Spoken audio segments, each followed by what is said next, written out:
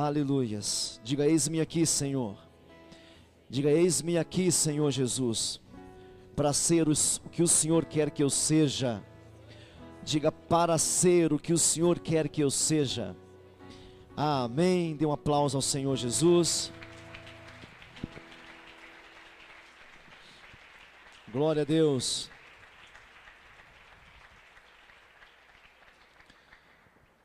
Quantos aqui já leram a Bíblia toda algumas vezes? Uma vez pelo menos? Toda? Quantos leram a Bíblia inteira uma vez pelo menos? Levante a mão. Amém.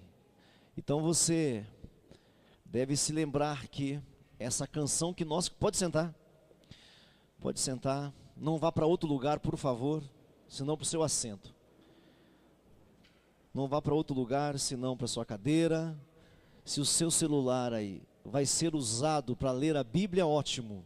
Se não, desliga-o totalmente. É um pedido que eu te faço. Não receba os e-mails, não atenda a nenhuma chamada, porque você respeita Deus, não é isso? Você respeita o Senhor. Amém, irmãos? Porque gente que não respeita a Deus vai atender o telefone. Gente que não respeita a Deus confere os e-mails. Gente que não respeita a Deus não liga para essa hora, a hora da palavra, que é a hora mais importante da igreja. A hora mais importante é a hora da pregação do Evangelho, a pregação da palavra de Deus, a pregação do jeito de Deus pensar. Deus tem um jeito de pensar, irmãos. Ele não está nem aí para o nosso modo de pensar. Tá bom, pastor, tá bom. Alguns não gostam que eu falo assim. Mas Deus realmente, Ele tem um modo de pensar. E se eu fosse você, se adequava ao modo dele pensar. Essa conversa fiada de que Deus vai realizar nossos planinhos, nossos sonhinhos, nossos jeitinhos. É uma mensagem adulterada. É uma mensagem prostituída. Não é a mensagem de Jesus, não. E vamos ouvir muito isso aí fora. Agora, eu sei que Deus realiza as coisas para a gente. Isso eu sei, de verdade. Eu sei. Mas falar que isso é prioridade de Deus, não, senhoras e senhores. Isso não é prioridade de Deus. Agora, quando você é esperto e você se une com o jeito de Deus ser, aí algumas coisas acontecem na sua vida. Quando você se une ao jeito de Deus pensa. Bom, essa canção que nós cantamos, você só vai perceber essa canção em Daniel, que nós estamos lendo, né?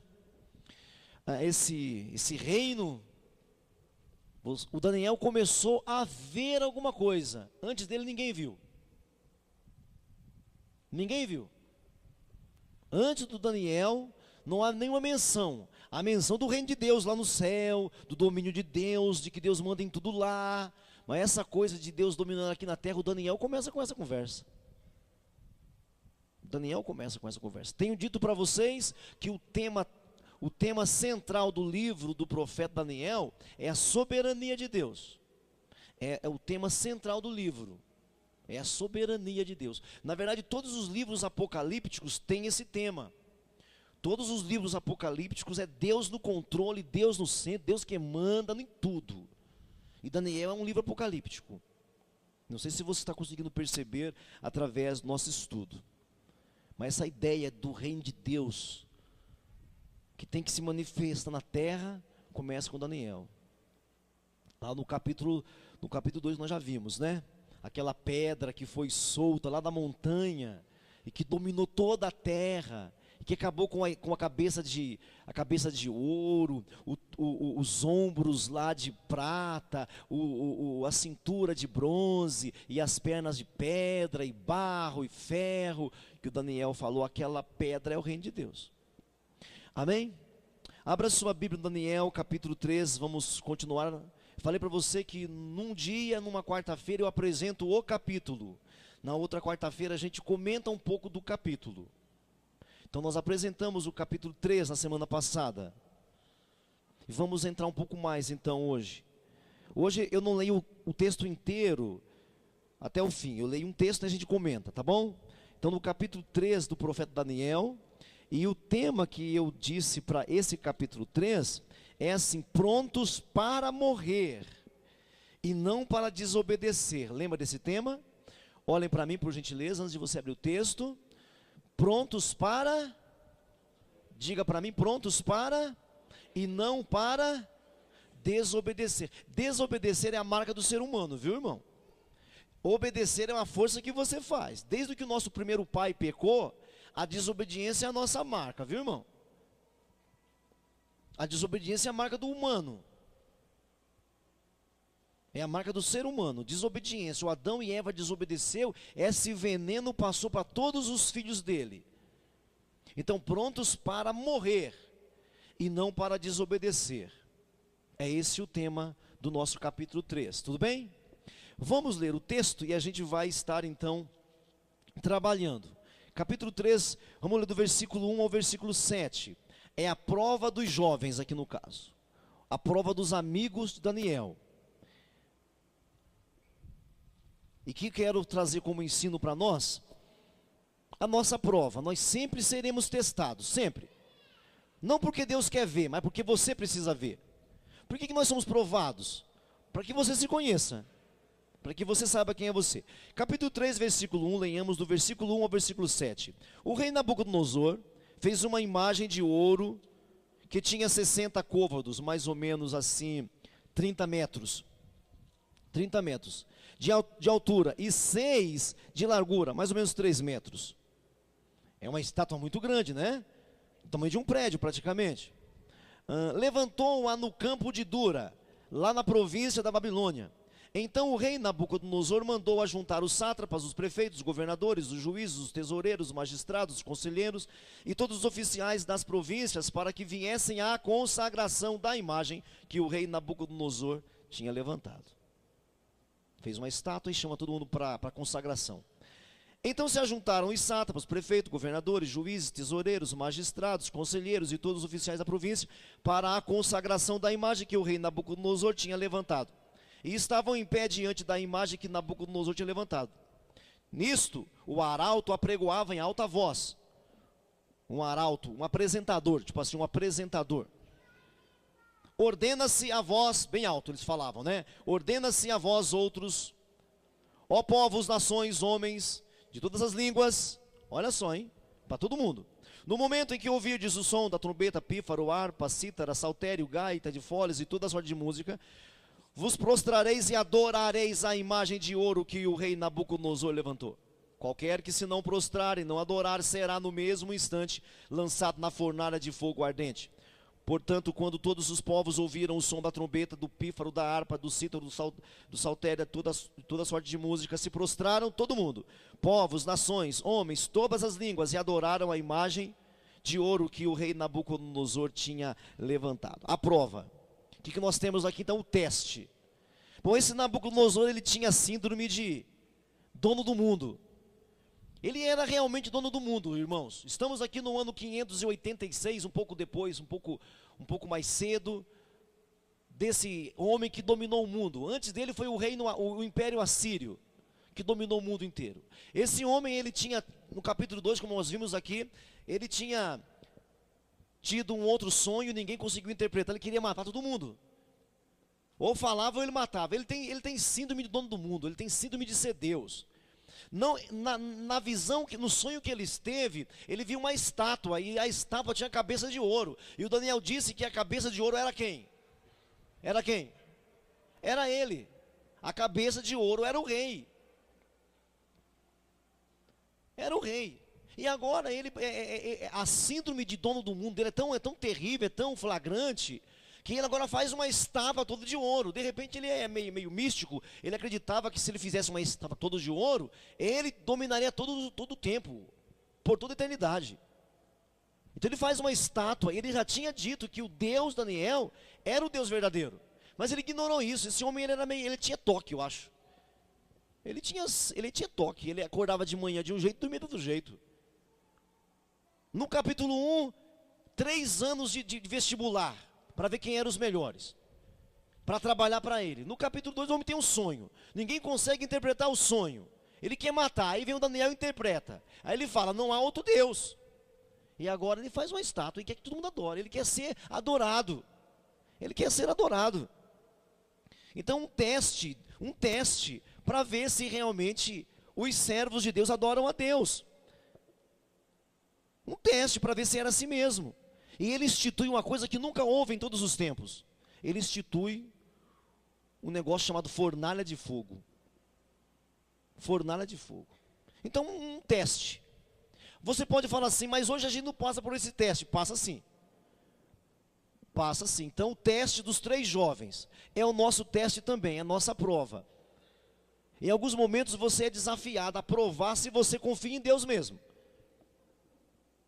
Não é porque você não vê uma situação semelhante a essa daqui, que na sua empresa, às vezes uma situação de enfermidade na sua família, às vezes um desemprego, e você começa a confiar no emprego, que agora porque não tem emprego você vai morrer, acabou tudo.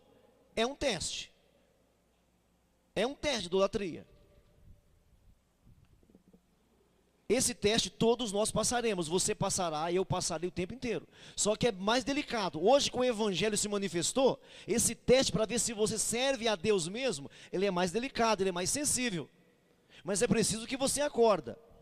Quantas irmãs tem aqui que é completamente pirada pelo esposo e perde a cabeça por causa do esposo?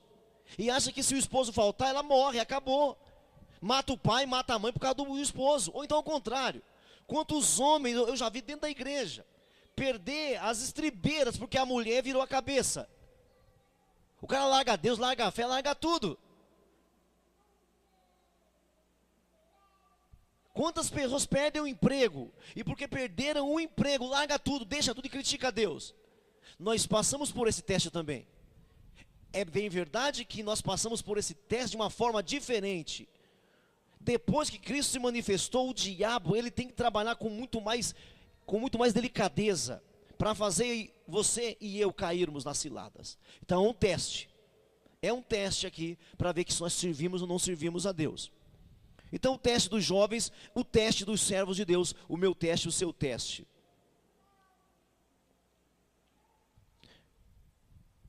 Vamos ler o versículo 8 agora, a seguir. Verso 8. Ora, no mesmo instante, chegaram alguns homens, o quê? Caldeus, e acusaram os judeus. Disseram ao rei Nabucodonosor, sempre tem os invejosos, né, irmãos? Ó rei, vive eternamente. Tu, ó rei, baixaste um decreto, pelo qual todo homem que ouvisse o som da trombeta, pífaro, harpa, cítara, saltério, gaita, de toda sorte de música, deveria se prostrar e adorar, não é isso, rei? E qualquer que não se prostrasse e não adorasse, seria lançado na fornalha de fogo ardente, não é isso, rei? Há uns homens judeus, que tu constituíste sobre o negócio da província da Babilônia, Sadraque, Mesaque, Abdênego. Estes homens, ó rei, não fizeram caso de ti. A teus deuses não servem, nem adoram a imagem de ouro que levantaste. Então Nabucodonosor, irado, furioso, mandou chamar a Sadraque, Mesaque e Abdênego, e trouxeram a estes homens perante o rei. Falou Nabucodonosor e lhes disse, é verdade, ó Sadraque, é verdade, ó Mesaque, é verdade, ó Abdênego, que vós não servis a meus deuses, nem adorais a imagem de ouro que levantei? Agora, pois, estáis dispostos? Se preparem. Quando ouvirdes o som da trombeta, do pífaro, cítara, harpa, saltério, gato de foles, prostrai-vos e adorai a imagem que fiz. Porém, se não adorardes, serei no mesmo instante lançado na fornalha de fogo ardente. E quem é o Deus que vos poderá livrar das minhas mãos? Quem foi que levou a informação para o rei, gente?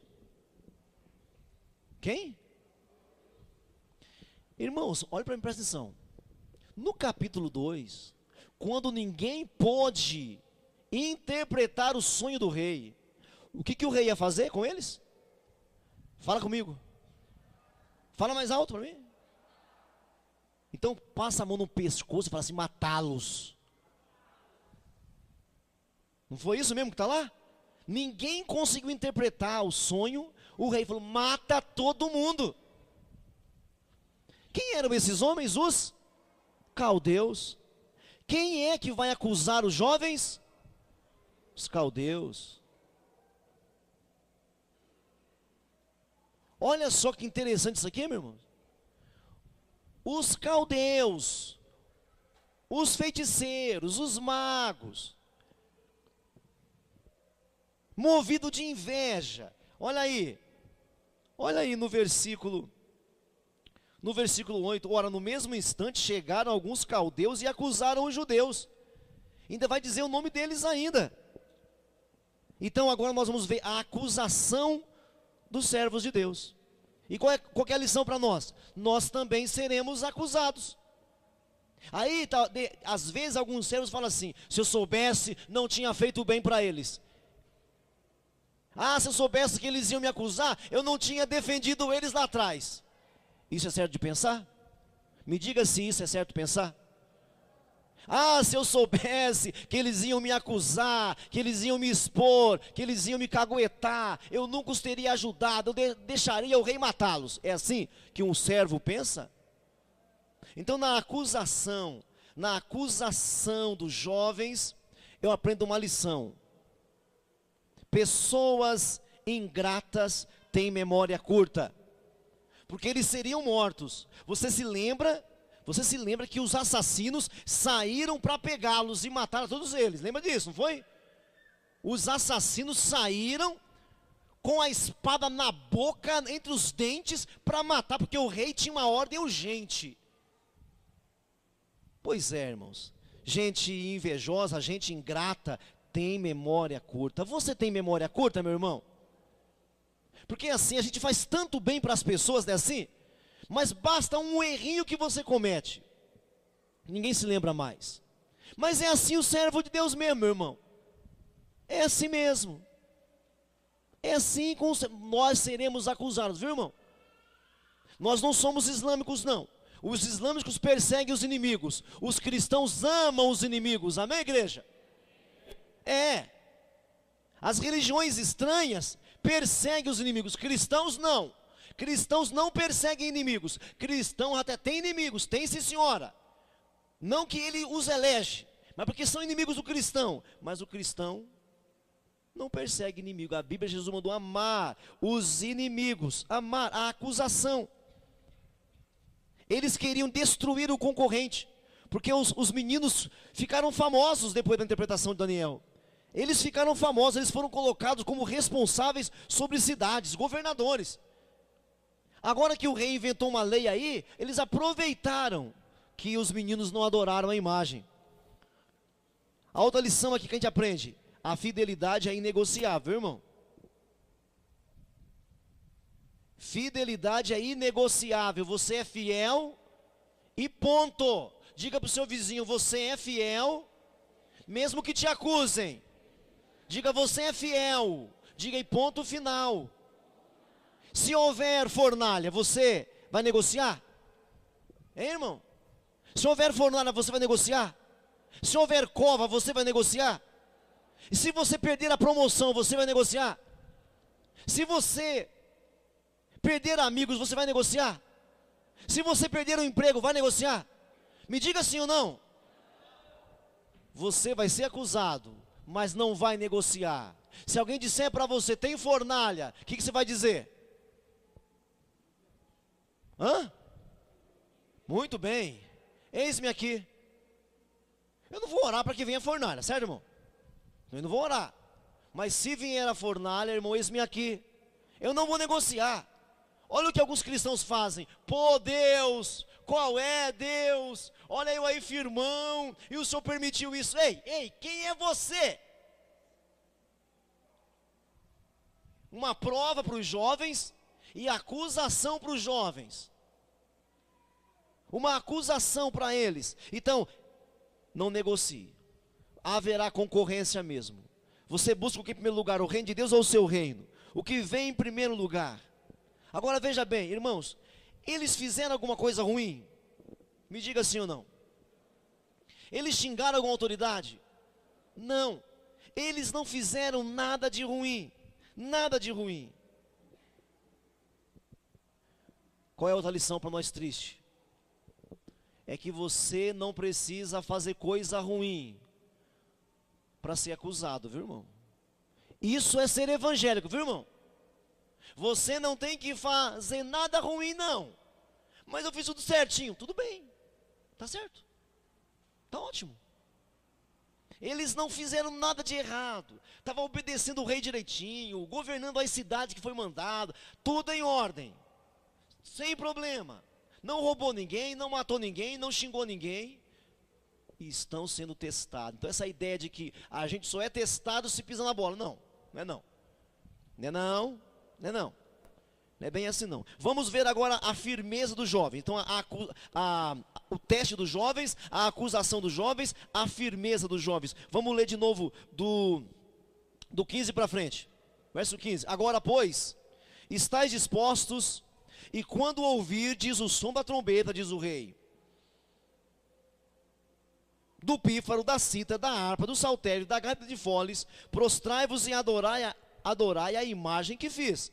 Porém, se não adorardes, sereis no mesmo instante lançado na fornalha de fogo ardente. E quem é o Deus? Essa resposta ele vai ter, né, irmãos? Lá no final ele tem Quem fez a pergunta? Quem fez a pergunta? Foi o rei. Qual foi a pergunta que o rei fez? Fala para mim, qual foi a pergunta? Eu quero ver quem é o Deus. Ah, é, rei? Fez besteira, né, irmãos? É, não é? Eu quero ver quem é. É igual aquele jovem rico. Aquele jovem rico. Quem conhece a história do jovem rico aqui na igreja? Levanta a mão. Às vezes você lê a história do jovem rico, você fica com dó dele. Ah, que dó, tadinho. Jesus mandou ele vender tudo e dar para os pobres. Coitado, ele trabalhou a vida inteira, sem que Deus. O jovem rico viajou muito, se esforçou muito, ganhou muito dinheiro. Agora Jesus mandou ele vender tudo e dar para os pobres. Coitado dele. Não, não, senhora.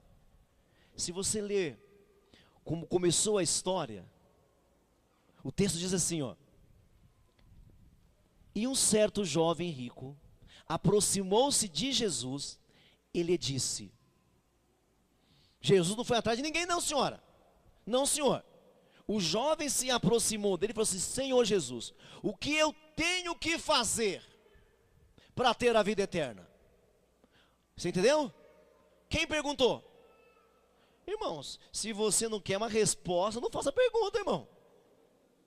Ah, irmão, imagina só, uma bola quicando você de frente para o gol.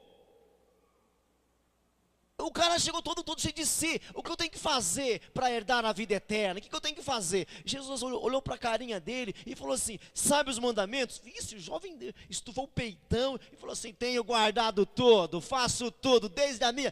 Isso é fácil, manda outra aí, Jesus. Ah, Jesus mandou, irmão. Então segura essa bomba aí no seu peito então agora. Pronto. Só para o rapaz entender que ele não conseguia. Cuidado. Às vezes você está aí xingando a resposta, você tem que pensar na pergunta. Está me ouvindo ainda? Olha a pergunta que você faça. Cuida com a pergunta. Pode ser que você não aguenta a resposta. O rei pergunta: quem é o Deus? Ele vai ver. Lá no finalzinho, né? Lá no finalzinho ele vai ver quem é o Deus, né? Agora é o Deus deles, né? Ele vai ver quem é o Deus. Então vamos continuar aqui. E quem é o Deus que vos poderá livrar das minhas mãos? Responderam Sadraque, Mesaque e Abdênego ao rei: ó Nabucodonosor, quanto a isto não necessitamos de responder. Quem é o Deus? Olha para mim aqui. Quem é o Deus? Gente, olha, veja bem, você não defende Deus. Você dá testemunho desse Deus na sua vida. Quando eu era mais novo na fé, eu era metido a defender Deus. Eu era meio assim, sabe o que é? Até que eu tomei uma bordoada no meio da cara, que eu não defendo Deus. A gente não defende Deus. Esses meninos sabiam. Esses garotos sabiam.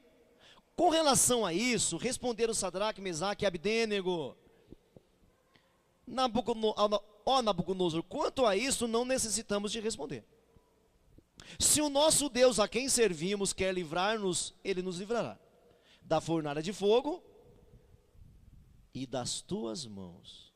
Eu acho legal esse cumprimento aqui. É uma fé assim, é uma fé flagrante, né, irmãos? Sabe assim, quando você tem convicção, tá me entendendo ou não? Olha para mim aqui, quando você tem certeza. Com relação a isso aqui, qual é o Deus? Isso aí, olha, Deus sabe o que faz. Deus vai responder para o Senhor. Se o Senhor nosso Deus quer nos livrar, Ele vai nos livrar da fornalha. Agora veja esse cumprimento, irmãos. Veja esse cumprimento. E das tuas mãos. E das tuas mãos, ó rei. Se não, quer dizer, se não acontecer, eu vou largar a igreja. Se não livrar, a gente deixa o ministério. Ele não era, esses meninos não eram como os de hoje não, irmãos. Se não acontecer, eu deixo o ministério. Eu largo a igreja, eu deixo a rede, eu mudo de rede, eu vou descascar laranja. Não. Se não, ó rei, se não acontecer isso, se ele quiser livrar, ele livra. Se não, fica sabendo, ó rei, que não serviremos a teus deuses, nem adoraremos a imagem de ouro que levantaste. E o rei entendeu isso. Olha o versículo de número 19. Então Nabucodonosor se encheu de fúria. Veja bem, então aqui que compreendo aqui? Primeiramente, a fé deles não é uma fé arrogante. Olhe para mim. Primeiramente, na firmeza dos jovens agora, a firmeza deles. Eles não são arrogantes. Eles não têm uma fé arrogante, porque tem fé que é arrogante, viu, irmãos? Que nesses dias eu estava zapeando televisão, aí eu vi uma fala assim: se vier aqui e você não for liberto, eu como todas as páginas da minha Bíblia. Vai comer, desgraçado mesmo. Vai comer mesmo, miserável. Sabe, tem pessoas que têm uma fé arrogante. Gente, tem uma fé ousada. Uma fé ousada é diferente de uma fé arrogante. É muito diferente. Então, com relação a qual é o Deus, ó rei, o nosso Deus sabe fazer. Agora, se o nosso Deus quiser livrar a gente, olha só, é uma convicção pessoal. Se o nosso Deus quiser livrar a gente, Ele vai livrar a gente. Se não, rei, uma coisa está resolvido. Uma coisa está... O senhor resolveu que vai jogar na fornalha? Resolvi. Está resolvido? Está resolvido. Quem é o Deus? Bom, isso é com Deus. Nós também já resolvemos nossa parada, rei. Ó, se o nosso Deus quiser livrar, livra. Se Ele não quiser, uma coisa nós já resolvemos, rei. Nós não vamos servir aos teus deuses. O senhor já decidiu? Decidi. Nós também já decidimos. A parte de Deus fica com Deus. Quem está me entendendo isso aqui? Eu falei isso aqui semana passada já. Ó, o senhor já decidiu, rei? Já decidi. Nós também já resolvemos.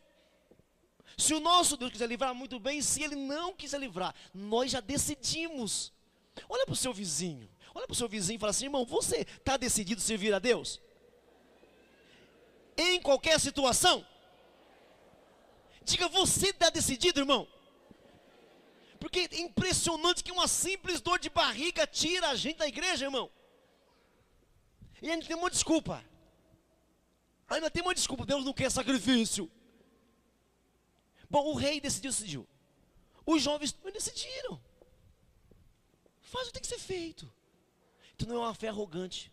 É uma fé ousada. Olha, se o nosso Deus quiser livrar, livra. Se não quiser, não livra. Nós já decidimos. Nós conhecemos o nosso Deus. Nós conhecemos o nosso Deus. Aí o rei ficou irado. O rei ficou apavorado e irado, com mais raiva ainda. Verso de número 19.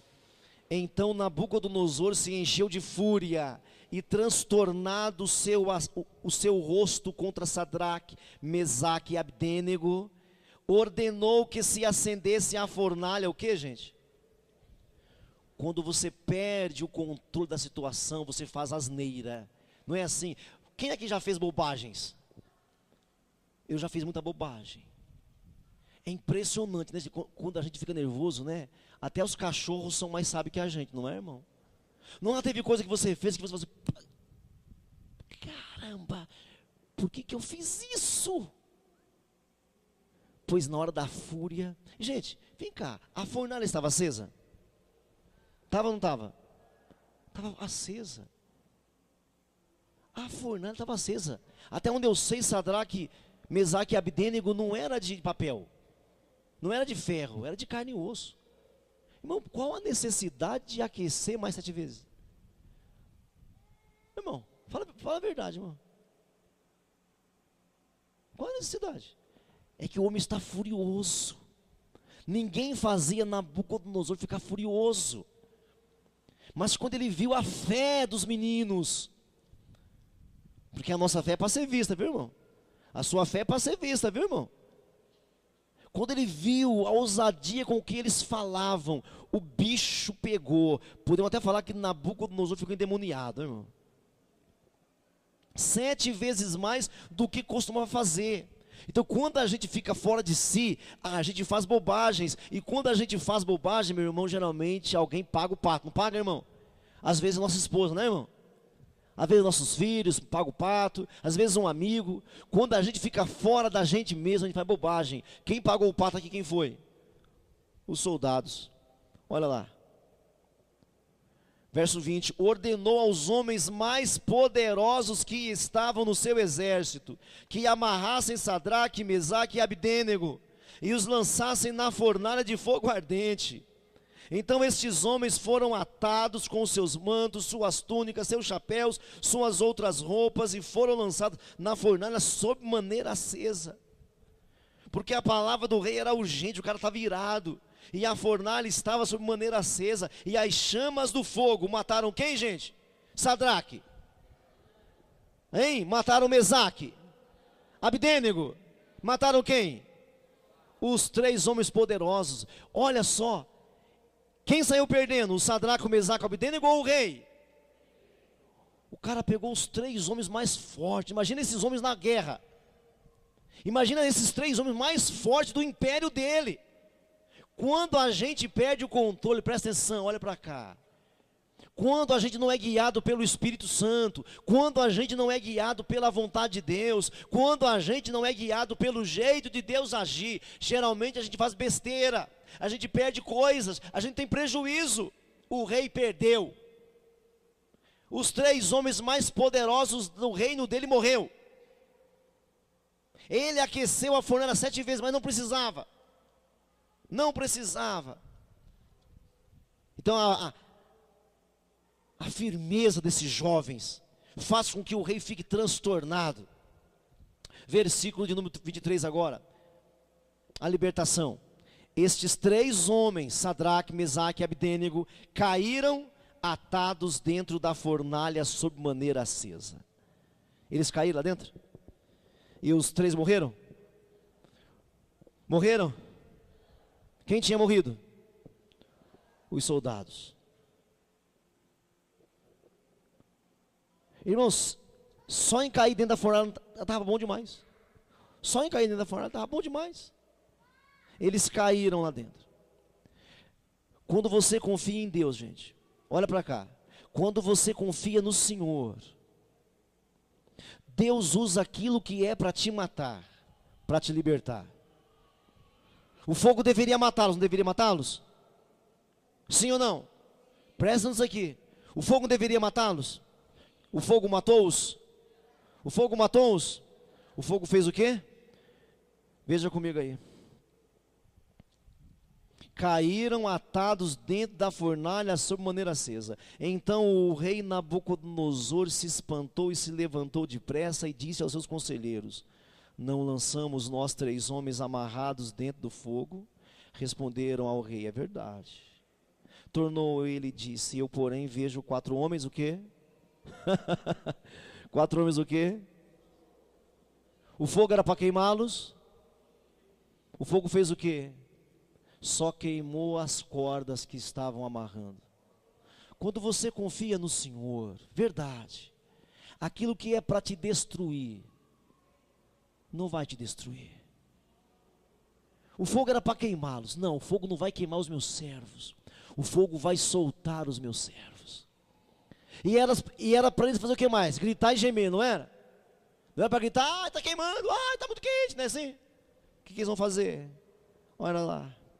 Soltos que andam o quê? Dá um rolê. Hein? Dá um rolê na fornalha do rei. soltos e passeando dentro do fogo, sem nenhum dano. Amém, irmãos? A libertação dos jovens. O fogo que era para queimar não queima, solta eles. Eles que era para chorar, reclamar e falar, ai meu Deus, não, estão passeando. Posso dizer, eu acho que não seria demais falar que estão dançando no meio do fogo. Quando você confia no Senhor, o Senhor estará presente. Olha aí, nenhum dano. E o aspecto do quarto é semelhante a um filho dos deuses. Isso aí é um depoimento do Nabucodonosor. É o rei que está dizendo isso aí. O rei viu, nos jogamos 3 homens, eu portanto vejo 4. E o quarto homem é semelhante ao filho dos deuses. Ou seja, na boca do rei, que não conhece Deus, ele olha, ele vê 4 homens, e esse quarto homem brilha mais do que a fornalha 7 vezes aquecida. Ou seja, Deus desafia o natural. Por isso que eu creio no sobrenatural de Deus.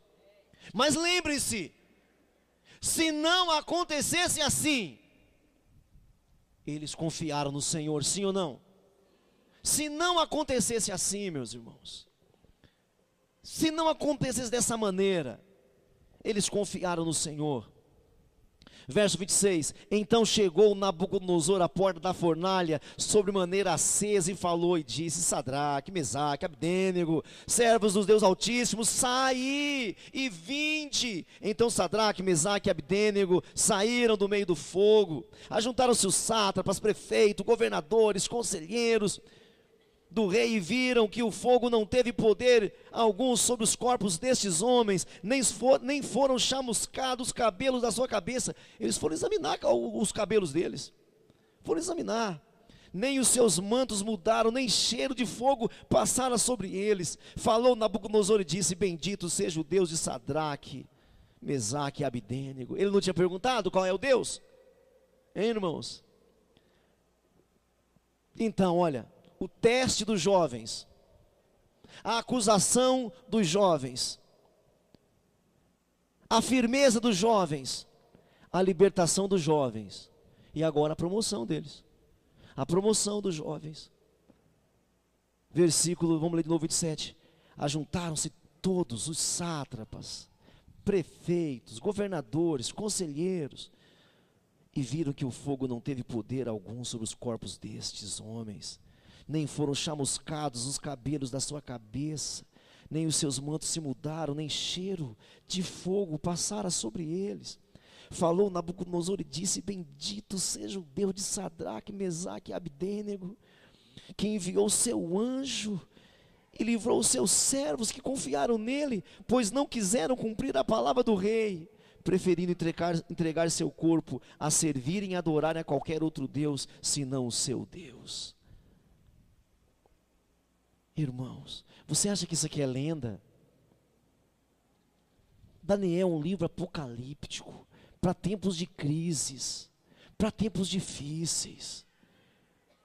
Eu sonho com um tempo, onde aqui na nossa nação, haverá Daniéis, haverá Sadraques, Mesaques, Abdênegos,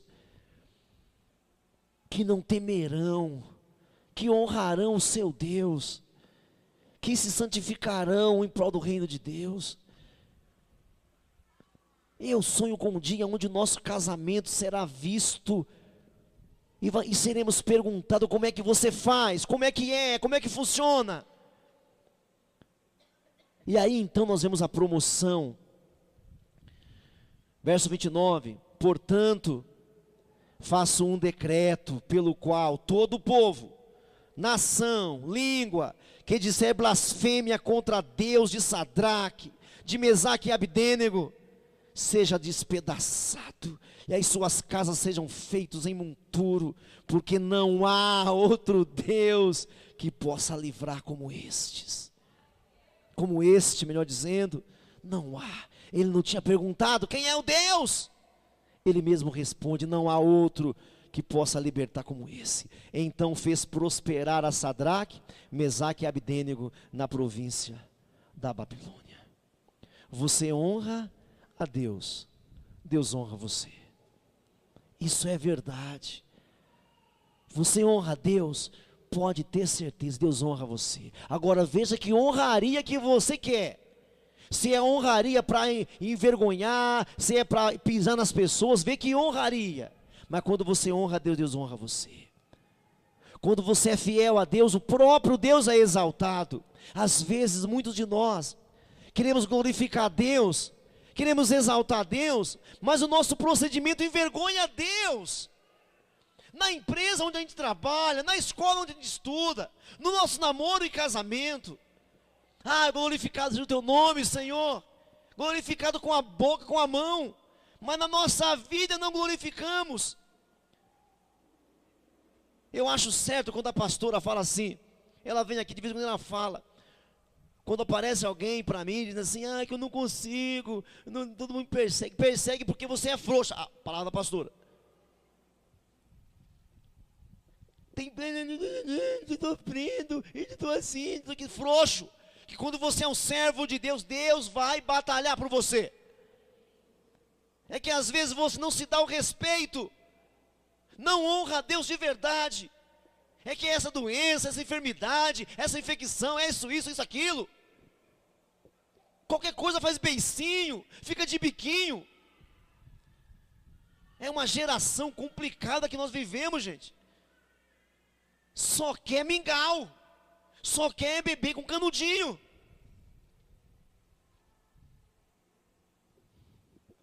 Quando se é fiel a Deus, Deus é exaltado.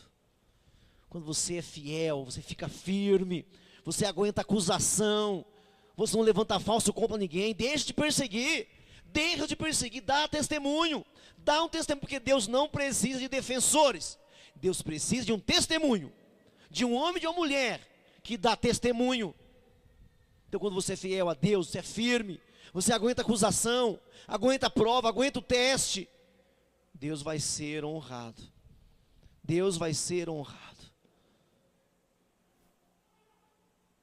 Para mim o maior milagre aqui não é os rapazes não serem queimados. O maior milagre aqui, meu irmão, não é a libertação da fornalha. Para concluir, o maior milagre aqui para mim, meu irmão, é a firmeza desses jovens. Não é o milagre. Você sabe o que é a igreja? Igreja não é uma comunidade de pessoas que receberam milagres, gente.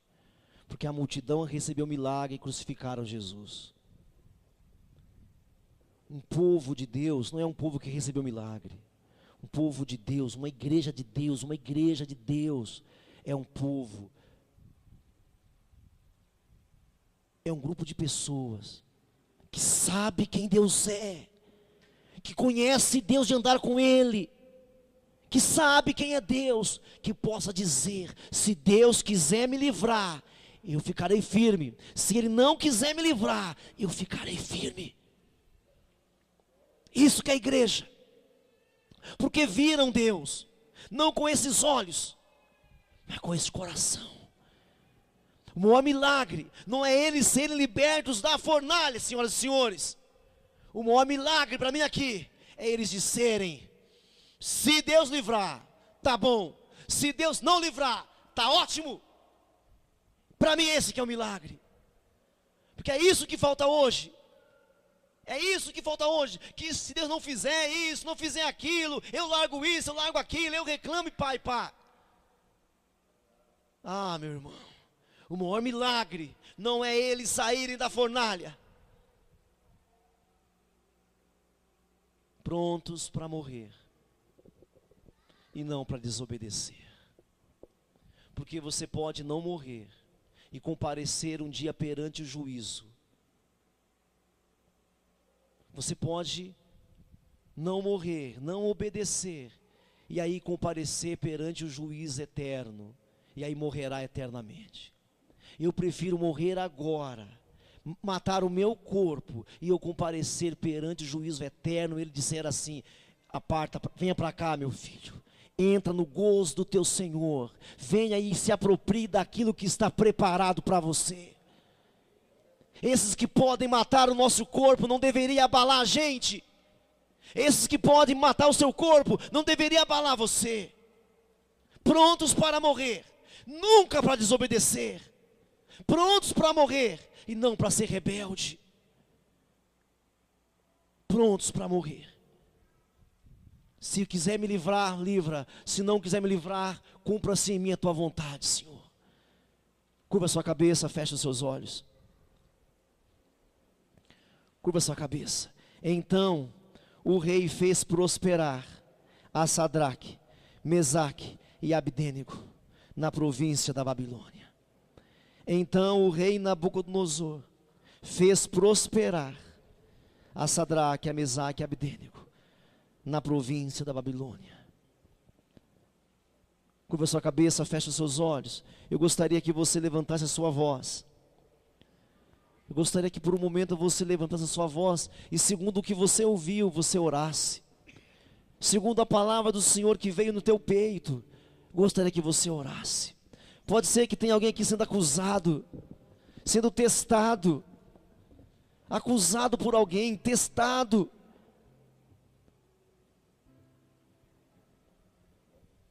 Como é que você vai reagir? Como é que você vai reagir? Porque nós seremos testados, nós seremos acusados, nós seremos provados, mas eu tenho certeza que nós seremos libertados, nós seremos livres,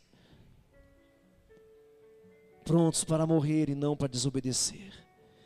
Você pode levantar sua voz agora, você pode levantar a sua voz agora, nesse instante, e se apresentar ao Senhor nessa noite. Você pode se apresentar ao Senhor nessa noite e diga: Senhor, eis-me aqui, Senhor. Se você não tem fé para isso, fale a verdade para Ele.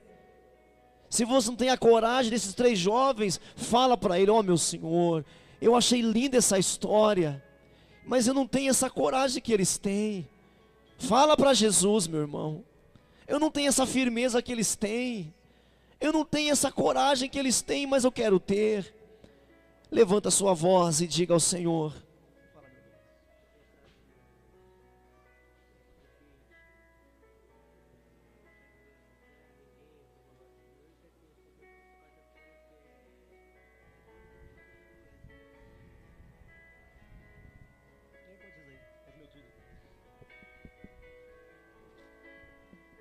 levanta a sua